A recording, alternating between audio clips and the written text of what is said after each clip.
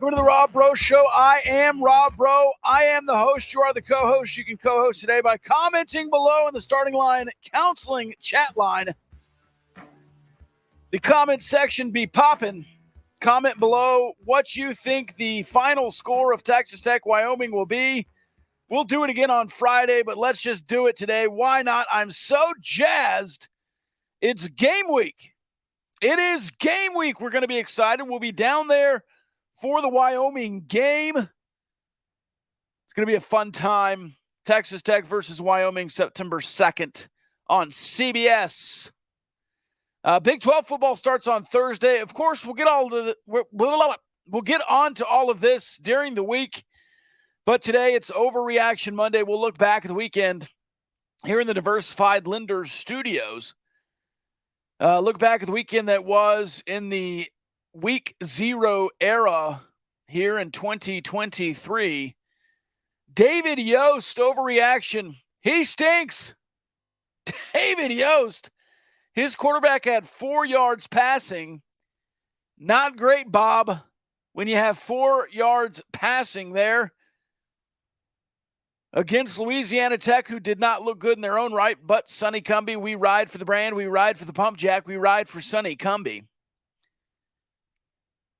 That game was ugly, to say the least. Week 1 jitters. You say a team improves the most from week 1 to week 2, but we hope Sonny Cumbie's squad can improve and beat SMU this weekend as they move on from week 0 to week 1. Elsewhere, USC 28-56. Overreaction from that game. Their defense stinks. Alex Grinch might not make it to Christmas there in Southern California. Cliff Kingsbury is going to have to be the interim DC. The offense is fine with Caleb Williams. It always will be at another 4-touchdown game. Nearly the most in USC history. And he's played in, 15 games?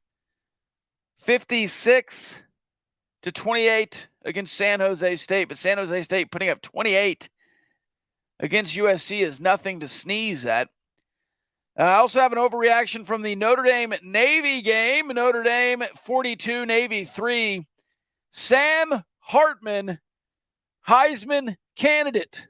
He threw 4 touchdown passes as top 15 Notre Dame hammered Navy. Speaking of hammering, hammer that like button, huh? Hammer that subscribe button here for the Gambling Gauchos YouTube channel. It's a great thing to do, and you can do it today as easy as that. Boom. Hit the like button, hit the subscribe button. We'll get along nicely. A couple of other things to talk about today. Overreactions on the depth chart. Zero overreactions on the depth chart for Texas Tech. The depth chart was revealed over the weekend. We could talk through it all. We've done it already on the Gauchos. We did it last week as we were preparing for the depth chart reveal here on the Rob Bro Show. We talked through the offensive system. We talked through the defensive lineup. Now it's just time to play ball. But there were a couple of interesting tidbits. We mentioned Joseph Plunk. Joseph Plunk backing up 2 different positions. Joseph Plunk from Tascosa backing up the star position as well as one of the safety positions behind Tyler Owens. Joseph Plunk, a scrappy coach's kid. Full of grit, sneaky athletic. He will play this season and play a lot, in my opinion. He played a lot in that scrimmage, the spring scrimmage that we went to go see, and looked competitive. So he's had a good fall camp. Joseph Plunk earning his way onto the depth chart in 2 different places. The only person on the depth chart twice, if you don't count special teams. Of course, some of the receivers showing up twice there on the special teams. Elsewhere, Braylon Luck starting at corner over Malik Dunlap, though, of course, that said Orr, and Dunlap has been dealing with some injuries, so that's not a huge shock. Otherwise, the usual suspects, Bradford, Hutchings, Steve Linton, who we've heard is starting all summer. Miles Cole, who we've heard is starting all summer. The offensive line that was starting in the spring is starting now. The running backs in the exact order you think they would be, with Taj Brooks. By the way, I've said this before. Why does anyone use Brooks time when there's Taj time right there? I know that I'm a sucker for alliteration, and it probably doesn't matter. But Taj time sounds so much better than Brooks time. You have it right there. It's Taj time. Hit the watch. It's Taj time. Anyways, Taj Brooks, the starter, Cameron Valdez right behind him, snipping at his heels. That probably could be an or there, but I think Taj Brooks does get the lion's share of the load. Tied in with a couple of ors, but I don't think that's as much as you don't know who the starter is, as it depends what formation you're starting in. I think Mason Tharp probably has some formations. I think Baylor Cupp probably has some formations that they're better in. And whatever formation you start the game in is who's the starting tight end. Receiver, pretty straightforward, though I did see Dre McCray is listed as a starter at one of the inside receivers. So if you start 4 wide, Miles Price, Dre McCray on the field at the same time, along with Jaron Bradley and Loic Fungi, the 2 starters on the outside. J.J. Sparkman behind him. Brady Boyd listed on the 2 deep. We thought he might be redshirted. Certainly doesn't seem that way so far. Of course, with some of the injuries in camp, you also have that to deal with. Jordan Brown also on the 2 deep for the wide receivers. So there's the depth chart. Now you get to go play games. We heard Joey McGuire, Tim DeRuyter, and Zach Kitley in today's press conference. And there's nothing really else to say. It's game week. You get to go play this week. Overreaction from the press conferences today. Both Joey McGuire and Steve Sarkisian talked about the little dust up with Brett Yormark earlier in the week. A couple of different styles here. Sarkisian was quoted as saying, I don't think the president's going to come, not president, I don't think the commissioner's going to come eat Thanksgiving with us the Thursday before the game. Sarkisian also mentioned that Yormark had sent him a letter on sportsmanship, player sportsmanship, the day before, which I guess is kind of a burn to Yormark in some way. That sportsmanship letter was probably a form letter to every team, not just to Texas. And again, I can't believe that Texas is so upset.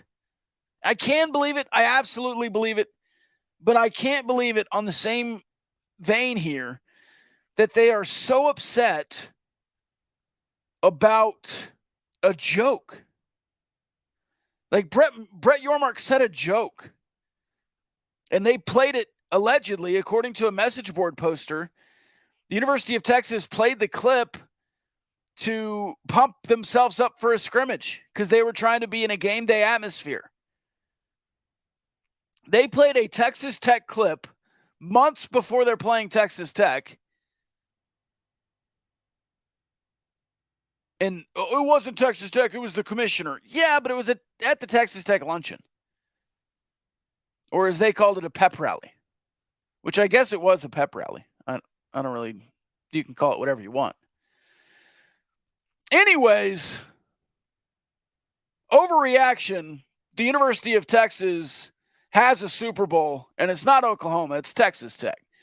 Texas Tech is absolutely Texas' Super Bowl now. They can't stop thinking about them. They don't stop tweeting about them. They can't stop showing videos of Texas. I guarantee you that to pump themselves up for a scrimmage, Texas Tech did not play clips from the Texas game. Texas Tech is focused on Wyoming. A good tidbit Joey McGuire mentioned in his press conference was the last time Texas Tech rolled down to Laramie, Wyoming. They were 17-point favorites and got beat by 4, 21-17. So there you go. Your 14-point favorites this year. Can you cover? Can you win? You're definitely focused on the win here and focused on Wyoming. Now, I know the fans are focused as well. All right, that does it for us today on Overreaction. Oh, no, it doesn't. Overreaction Monday, the Rangers suck. What happened? The Mariners are in the lead of the AL West. The Rangers can't buy a win. The Rangers blew 5 saves in 6 games. No, they blew 8 saves in 6 games And a couple of those games, 5 of the 6 games were blown saves. Will Smith, Aroldis Chapman, Spores, whoever else it was. Good God. What are you doing, Rangers? The Mariners have stormed all the way back to take the AL West. They've shot up the power rankings. We'll talk about it on Wednesday, hopefully live. What a ridiculous turn of events this has happened. We've worried about the Rangers giving up to the Astros all season long. I did not worry about the Rangers giving it up to the Seattle Mariners. The Mariners are absolutely hot. Crazy. All right, Starting Line Counseling. You can visit them today for a free 15-minute consultation. Go to startinglinecounseling.com. Chase is a double graduate from Texas Tech, two-time graduate. And he is telehealth based. So if you can't leave the office, if you can't leave your house, he can get you taken care of with great counseling. He's got over a decade of experience and is the owner-founder of Starting Line Counseling and can definitely help you out for a 15-minute consultation absolutely free. So go to the website, check him out, startinglinecounseling.com. That's it for me today. We'll be back on Wednesday live. We'll have another video tomorrow about the Texas Tech Red Raiders and more.